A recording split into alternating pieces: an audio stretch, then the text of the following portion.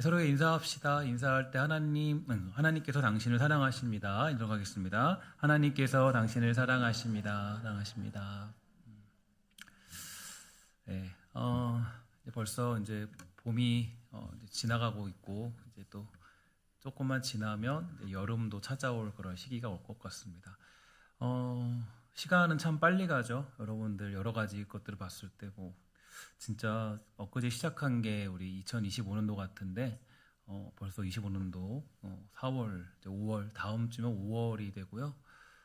시간이 정말 빨리 지나가는 것 같아요. 그래서 누가 그러더라고요. 그렇게 말하기를 사랑하기만 해도 벅찬 시간이다. 그래서 미워할 틈이 없다라는 얘기도 있습니다. 근데 우리는 왜 그런지 모르겠어요. 우리는 왜 이렇게 또 마음이 온전치 못하고 또 우리 안에 또 여러 가지 많은 것들이 있는지 사랑하기도 벅찬 시간인데 우리는 이제 그렇게 살지 못하죠. 근데 참 우리가 시간을 이제 잘 아끼고 세월을 잘 아끼고 또 하나님 보시기에 아름답게 살아가기도 짧은 시간이라고 생각합니다. 우리가 여러 가지 일들을 만났을 때에 하나님이 정말 주신 이 시간들을 아름답게 잘 사용하고 활용할 줄 아는 그런 은혜가 있게 되길 소망하고 어르신들이 그런 얘기를 많이 하더라고요. 언제 벌써 이 시간까지 왔는지 모르겠다고 말씀할 때가 많이 있어요. 근데 저도 되게 어리지만 언제 벌써 저도 45이 넘어서 이렇게 되고 있는지 시간이 진짜 빠른 것 같아요. 빠르고 시간이 정말 잡을 수 없다. 시간은 붙잡을 수 없고 살아가는 것 같다. 그러니까 우리가 세월을 아끼면서 주님 기뻐하시는 삶을 사는 것만 해도 벅차다. 여러분들 그런 마음 가지시고 주어진 그런 시간들을 하나님 기뻐하시는 삶으로 잘 드러내며 살아가는 귀하고 아름다운 성도가 되기를 주의 이름으로 간절히 부탁을 드리겠습니다. 요즘 우리가 묵상하고 있는 아가서는 히브리어 성경에서 이 노래 중의 노래라고 불리는 성경인데요. 이는 단순한 사랑 노래가 아니라 이 가장 뛰어난 노래, 즉 최고의 사랑을 노래한 시라는 뜻을 가지고 있습니다. 전통적으로는 솔로몬이 지은 시로 알려져 있는데 그 내용은 겉으로 보기에는 신랑과 신부의 사랑 이야기처럼 보이게 되죠. 그러나 문학적으로 보아도 시적인 구조를 가지고 있고요. 당시 중동 지역의 결혼 노래 형식을 따르고 있지만 전통적으로 우리는 이 책을 단지 인간적인 연애 감정이 아니라 하나님과 그의 백성 사이의 언약적인 사랑을 은유적으로 표현한 시로 해석해 왔습니다.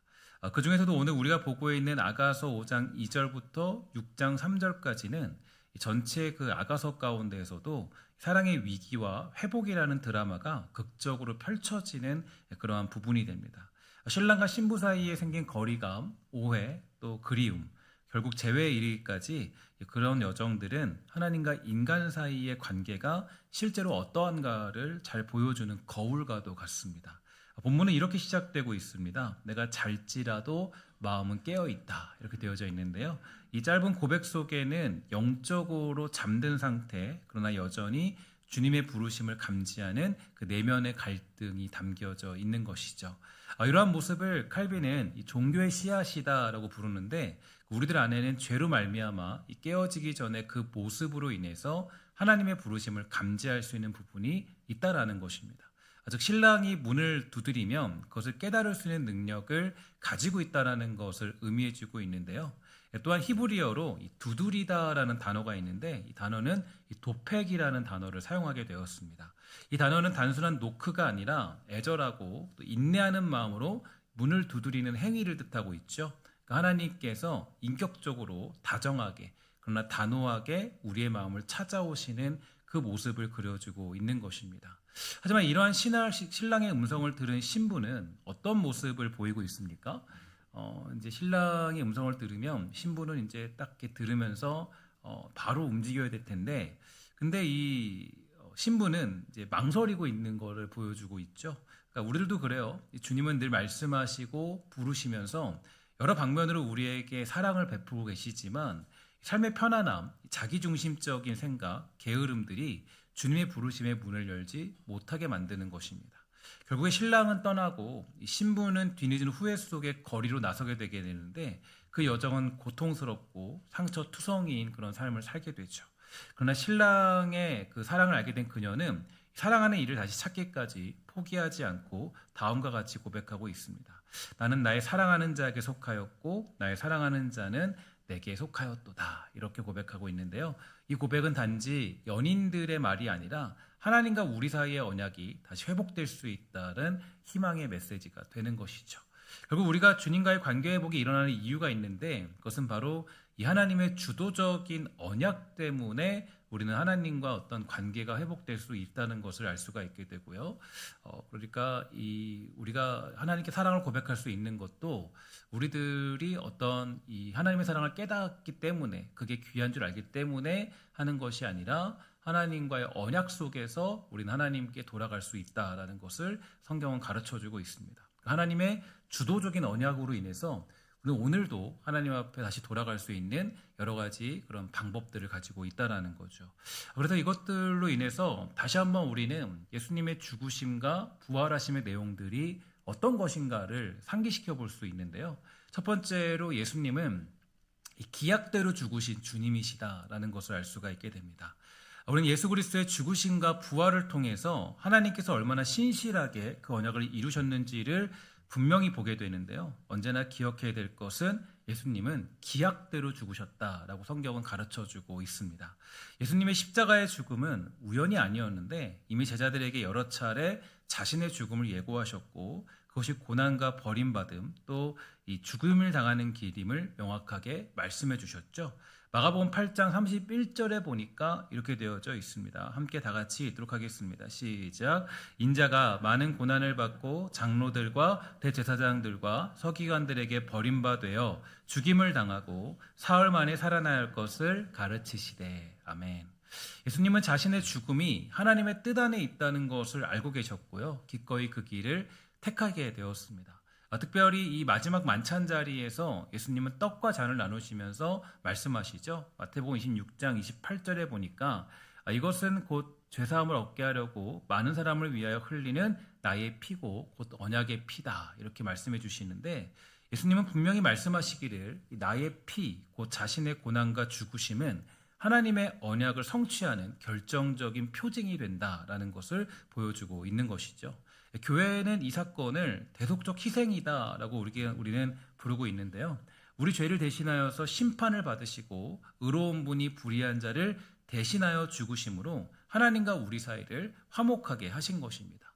여기에 대해서 웨스트민스터 신앙고백서 8장 5항을 보면 이렇게 말해주고 있어요. 주 예수는 그의 순종과 죽으심으로 아버지의 공의를 온전히 만족시키시고 그의 백성을 위하여 화해를 이루시며 하나님의 유일한 요구에 따라 그들을 대신하여 완전하고 유일한 희생을 드리셨다. 이렇게 되어져 있는데요.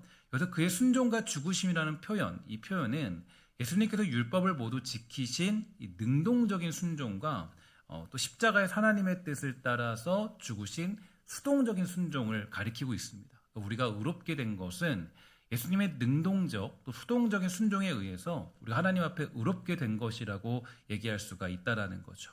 로마서 5장 19절을 보면 이제 이 내용을 이렇게 표현해 주고 있어요. 한 사람이 순종하지 아니함으로 많은 사람이 죄인 된 것 같이 한 사람의 순종하심으로 많은 사람이 의인이 된다. 이렇게 얘기해 주고 있는데요.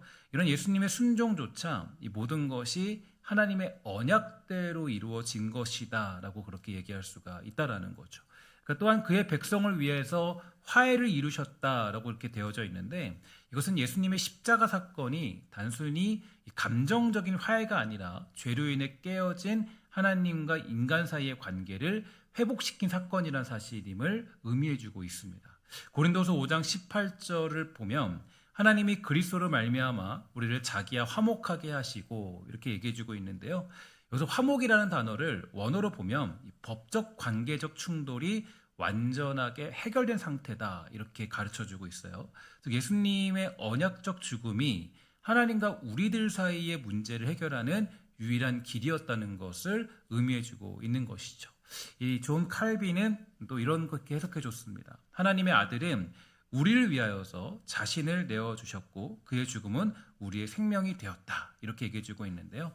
이런 예수님의 죽으심은 사랑의 절정이기도 하면서 언약의 실현이 되기도 합니다. 로마서 5장 6절을 우리 함께 다 같이 읽도록 하겠습니다. 시작.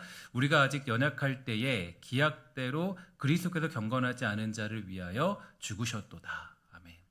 예수님의 죽으심이 경건하지 않은 자를 위하여 죽으셨다는 것은 결국에 주님의 고난과 십자가의 죽음은 우리로 인함이 아니라 언약으로 인함이라는 사실을 가르쳐주고 있다라는 거죠. 그러니까 예수님의 죽으심은 그저 우리가 어떤 그냥 단순히 예수님이 어쩌다 보면 감정적으로 죽으시고 감정적으로 그렇게 하셨다 뭐 이런 게 아니라 이 예수님의 죽으심은 하나님의 그런 주도적인 언약 가운데 약속된 그런 언약 속에서 이루어진 것이죠. 그러니까 이게 되게 중요한 게 그러니까 예수님을 믿을 때 예수님의 그 죽으심이 그냥 이렇게 이루어진 게 아니라 우리의 사랑, 우리를 사랑하실 때 언약적인 사랑 가운데 사랑하시는 거. 이걸 깨닫는 게 되게 중요해요. 이거를 내가 이렇게 하지 못하면, 이거를 깨닫지 못하면 그래서 문제가 생길 수밖에 없는 거죠. 그래서 또한 이 예수님의 죽으심뿐만 아니라 예수님의 부활하심도 약속대로 부활하신 주님이시다. 예수님도 약속대로 부활하신 주님이다. 그러니까 약속대로 죽으시고 또 약속대로 부활하셨다. 우리를 구원하시기 위해서 언약대로 고난당하시고 죽으신 예수님의 사역은 그렇게 끝나지 않았다라는 거죠. 예수님은 약속대로 부활하셨는데요. 예수님은 스스로를 나는 부활이요 생명이니 이렇게 선포하셨는데 이 말씀은 단순한 위로가 아니라 부활 사건 이전에 이미 예수님 자신이 부활 그 자체이시며 죽음을 이기는 생명의 근원이라는 것을 증언하신 것이죠.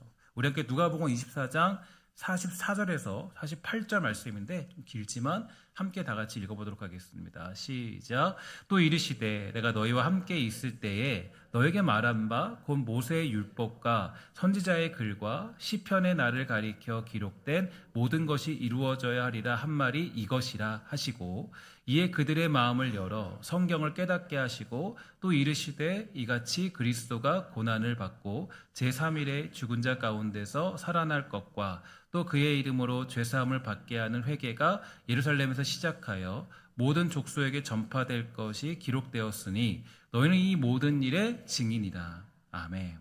마틴 루터는 말했습니다. 부활하신 주님은 나의 의를 세우시고 나의 모든 죽음을 무력화시키셨다. 나는 그분 안에서 다시 살아났다.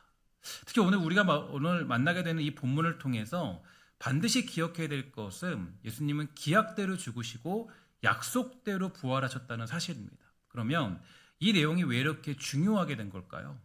바로 하나님께서 우리에게 주신 언약이 결코 헛되지 않다는 것을 확증해 주기 때문인데요. 그러니까 예수님의 죽으심은 하나님께서 이 죄인을 구원하시겠다라는 언약의 실제적인 성취이고 예수님의 부활은 그 언약이 하나님께 받아들여졌다라는 확실한 증거가 되기 때문에 그리스도의 십자가와 부활을 통해 우리는 하나님께서 말씀하신 것을 반드시 이루시는 분이심을 믿을 수가 있게 되는 것이죠.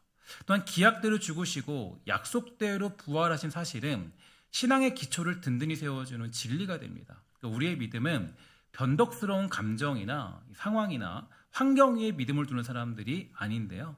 우리는 역사 속에 실제로 오셨고 죽으셨고 부활하신 예수 그리스도 위에 믿음을 두고 살아가는 사람들입니다. 그분의 죽으심은 나의 죄를 위한 것이고 그분의 부활은 나의 생명을 위한 것인데 그리고 이 사실은 우리 삶의 모든 영역에 실제적인 소망과 능력을 공급해주고 있죠. 예수님이 기약대로 죽으심으로써 우리는 용서받을 수 있고 예수님이 약속대로 살아나심으로 우리는 매일을 새롭게 살아갈 힘을 얻을 수가 있는 것입니다. 이렇게 예수님의 죽음과 부활이 단지 과거의 사건이 아니라 오늘을 살아가는 우리 안에 여전히 역사하시는 하나님의 능력이 되는 이유는 하나님의 사랑이 언약 가운데 이루어지는 실제이기 때문이죠. 우리는 실패할 수 있지만 하나님은 결코 그 언약을 깨트리지 않으셨습니다. 그 증거가 바로 기약대로 죽으시고 약속대로 살아나신 예수 그리스도가 되는 것이에요. 이러한 사실을 정확히 깨닫게 될 때에 우리는 찬송가 94장을 아주 의미 깊게 부를 수가 있게 되는데요. 주 예수보다 더 귀한 것은 없네. 이 세상 부귀와 바꿀 수 없네. 영 죽을 내 대신 돌아가신 그 놀라운 사랑 잊지 못해. 세상 즐거움 다 버리고 세상 자랑 다 버렸네. 주 예수보다 더 귀한 것은 없네. 그러니까 이게 이제 그냥 우리가 예수님을 감정적으로 믿으면 이런 고백이 이게 나올 수가 없어요. 근데 이제 하나님께서 주도적인 언약 가운데 우리를 불렀다는 사실을 깨닫게 되면, 그러니까 그 언약 속에서 이루어지는 십자가의 죽음과 부활이라는 사실을 알게 되면 우리는 이제 그런 중에서 정말 내 삶을 걸고 고백할 수가 있게 되는 거죠.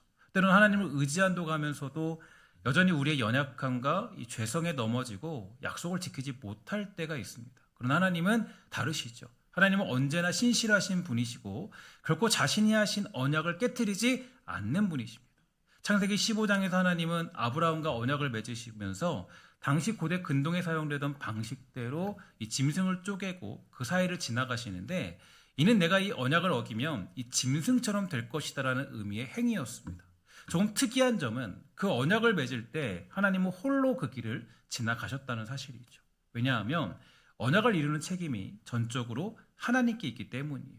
그리고 이 하나님의 언약은 결국 예수 그리스도를 통해서 완전히 성취되었고, 예수님께서는 마지막 만찬 자리에서 이렇게 말씀하셨습니다. 마태복음 26장 28절에 보니까 이것은 죄사함을 얻게 하려고 많은 사람을 위하여 흘리는 나의 피, 곧 언약의 피다, 이렇게 말씀해 주셨죠. 또한 고린도전서 15장 3절부터 4절에 보니까 이렇게 되어 있습니다. 내가 받은 것을 먼저 너에게 전하였노니 이는 성경대로 그리스도께서 우리 죄를 위하여 죽으시고 장사 지낸 바 되셨다가 성경대로 사흘 만에 다시 살아나사. 이처럼 예수님의 죽으심과 부활은 단순한 기적이 아니라 하나님께서 예수님의 죽음을 받으셨다는 증거, 즉 언약이 완전히 이루어졌다는 공적인 선언이 되고요. 하나님의 주도적인 언약으로 인하여서 완성되어진 우리의 구원이야말로 오늘도 부족한 우리가 승리할 수 있는 이유와 원인이 되는 것입니다. 그러므로 이러한 사실을 깨닫게 될 때에 우리에게 주어지는 가장 큰 위로와 힘은 바로 이것이에요. 첫 번째로, 우리가 흔들려도 하나님은 변하지 않는 분이시고요. 둘째로, 우리가 넘어져도 하나님은 여전히 우리를 붙드십니다. 왜냐하면 하나님은 말씀하신 대로 이루시는 분이시고 그 언약의 중심에 예수 그리스도의 십자가와 부활이 있기 때문입니다. 하나님의 전적이고 완벽한 흔들리지 않는 언약 속에 이루어지는 사랑을 기억하고 깨닫게 될 때 우리는 다음과 같은 결심으로 세상을 살아갈 수가 있게 되는 거예요. 찬송가 96장 3절에 보니까 이렇게 고백하고 있습니다. 주 예수보다 더 귀한 것은 없네. 이 세상 행복과 바꿀 수 없네. 유혹과 핍박이 몰려와도 주 섬기는 내 맘 변치 못해. 내가 우리를 향해서 변하지 아니하시는 하나님의 사랑, 우리를 감정적으로 대하지 않는 하나님의 사랑을 대할 때, 주도적인 언약 가운데 죽으시고 부활하신 그 사건을 기억할 때, 그때 우리도 역시 뭐 할 수 있냐면 유혹과 핍박이 몰려와도 주님 섬기는 마음을 변치 않는다, 이런 고백을 할 수가 있게 되는 겁니다. 결국 예수를 믿는다라는 것은 이 언약 안에서 우리 대신 십자가 지신 그 사랑 앞에 우리가 가지고 있는 즐거움과 자랑 다 버리고 주 예수 그리스도를 가장 귀한 분으로 모시고 살아가는 것이죠. 근데 문제는 그 길을 걸어갈 때 수많은 유혹과 핍박이 우리들에게 찾아오게 될 것입니다. 아니, 수도 없이 몰려오게 되겠죠. 세상이 가지고 있는 가치관들로 여러분들을 흔들고 세상에서 몰아내기 위하여서 안간힘을 쓰게 될 것이에요. 그러나 매일같이 우리는 그렇게 수많은 공격을 당하면서도 주 섬기는 마음, 그것이 변치 않는 인생을 살아가야 됩니다. 이 고백이 빌립보서 4장 13절에서는 이렇게 표현되고 있죠. 함께 다 같이 읽도록 하겠습니다. 시작.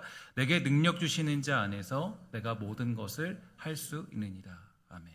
그래서 이 모든 것은 대단히 부정적인 것이에요. 그러니까 내가 온갖 세상의 공격들 속에서도 어떤 꼴이라 당할 수 있다라는 뜻입니다. 하나님의 주도적인 언약 속에서 내가 그 그리스도의 십자가와 그 죽으심과 부활의 사건을 깨달았다면, 그럼 내가 어떤 꼴을 당해도 내가 모든 것을 할 수 있다. 주님 사랑하며 살아갈 수 있다. 이 얘기를 해주고 있는 거죠. 그러니까 뭐냐면 내가 어떤 공격 속에서도 어떤 꼴이라도 당할 수 있다라는 뜻이 내게 능력 주시는 자 안에서 모든 것을 할 수 있다라는 고백이 되는 겁니다. 그러면 이제 우리는 이게 되게 중요한 게, 그러니까 내가 주님이 나를 감정적으로 대했다면, 언약이 아니라 그냥 감정적이나 우연적으로 대했다면, 그럼 우리도 이제 어떤 꼴을 당하면 주님을 외면할 수 있겠죠. 근데 우리 주님이 나를 언약 가운데 내가 부족하고 연약하고 문제가 있고 많은 어려움이 있어도 주님이 나를 사랑하신다. 그러니까 이거를 깨닫게 되면 나는 어떤 꼴이라도 당할 수 있다라는 뜻이 여기에 담겨져 있는 거예요. 그러니까 내가 단순히 우리는 보통 이 내게 능력 주시는 자 안에서 모든 걸 할 수 있다라는 얘기를 보통은 우리가 보통 그런 거잖아요. 나 힘들어도 주님 믿으면 나 다 할 수 있어. 뭐 이런 거잖아요. 근데 그게 아니라 여기서 말하는 사도 바울의 고백은 바로 뭐냐면 내가 무슨 꼴을 당해도 내가 주님 사랑합니다. 변치 않습니다. 왜냐? 우리 주님이 그러셨기 때문에. 우리는 그렇게 살았지만 그러니까 우리 주님이 나를 그렇게 언약 속에서 나를 사랑하셨기 때문에 변치 않는 사랑이잖아요. 하나님의 주도적인 언약 속에서 이루어진 예수 그리스도의 십자가와 부활의 사건으로 말미암아 완성되어진 새로운 삶을 누리게 되며 은혜 받은 자가 되었기 때문입니다. 그러니까 이제 어떤 꼴을 당한다 할지라도 예수 믿는 그 길을 걸어갈 수 있다고 고백하는 것이 바로 내게 능력 주시는 자 안에서 내가 모든 것을 할 수 있다라는 고백으로 여기에 담겨져 있는 것입니다. 그런데 너무나 위대하고도 놀라운 사실은 그렇게 마음을 지켜내는 모든 것들마저 나의 힘이 아니라 하나님이 행하시고 이루어내는 언약 속에서 완성되어진다는 것이에요. 누가복음 24장 49절인데요. 우리 함께 다 같이 읽도록 하겠습니다. 시작. 볼지어다 내가 내 아버지께서 약속하신 것을 너희에게 보내리니 너희는 위로부터 능력으로 입혀질 때까지 이 성에 머물라 하시니라. 아멘. 그러니까 보혜사 성령님을 너에게 약속한 대로 보내주시겠다라는 것인데 그러니까 보혜사 성령님으로 말미암아 너로 하여금 너희가 나의 계획과 섭리 안에 살아가는 위대하고 명예로운 존재로 완성시키겠다는 것이 오늘 저와 여러분 우리가 받게 되는 은혜가 되는 것이에요. 그리고 이러한 언약의 완성이 이루어지는 배경이 바로 우리를 향하신 하나님의 사랑이고 그 사랑의 배경이 바로 우리가 만나는 아가서가 되는 것입니다. 사랑하는 여러분, 우리가 진정한 평안을 누리는 것은 우리 힘도 아니고 능력도 아니에요. 오직 하나님의 전적인 은혜 안에서 그분의 주도적인 계획과 섭리 안에서 완성되어지는 것입니다. 이것을 깨닫게 될 때에 우리는 부활하신 주님이 말씀하신 평강이 있을지어다의 기쁨을 진정으로 누릴 수가 있게 되는 것입니다. 오늘 이 말씀을 통하여서 사랑하는 주의 백성들 모두가 다시 한번 진정한 평강과 기쁨과 사랑을 누리게 되는 은혜가 우리 모두와 사랑하는 우리 성도들에게 있게 되기를 주의 이름으로 간절히 부탁을 드리겠습니다. 기도하겠습니다.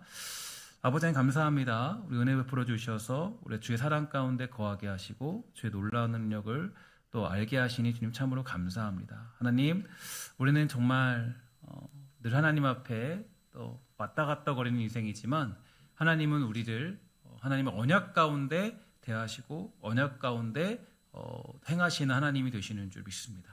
주님 베풀으시 원하는 것은 우리 주의 백성들이 정말 이 주도적인 하나님의 언약들을 깊이 깨달아 살아갈 수 있도록 허락하여 주옵시고 또 하나님의 그 언약 가운데 이루어진 그리스도의 죽으심과 부활하심이 정말 우리에게 힘이 될 수 있도록 주여 돌보아 주시옵소서. 흔들리지 않는 그 사랑으로 말미암아 나 역시 어떤 꼴을 당하여도 우리 주님 사랑하며 살아가는 복된 성도가 되도록 주여 돌보아 주시옵소서. 모든 말씀 예수님의 이름으로 간절히 기도합니다. 아멘. 찬양하도록 하겠습니다.